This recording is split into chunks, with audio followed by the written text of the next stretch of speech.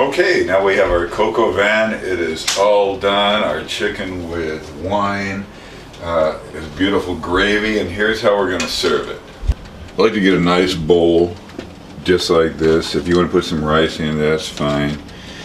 But I just like it like this. Grab one of those beautiful, so succulent. It's falling off the bone almost, right here. And then what you want to do, once you get that, grab some of that sauce. Has the peas in there and the carrots and celery and onion. Look at that. So don't be cheap with it. Just go ahead and put that over. Put as much as you want. See all that gravy going down into there? There's one of those pearl onions.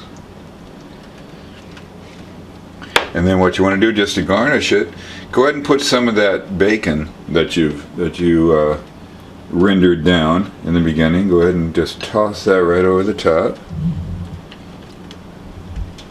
And then a little parsley for some color. Just like that.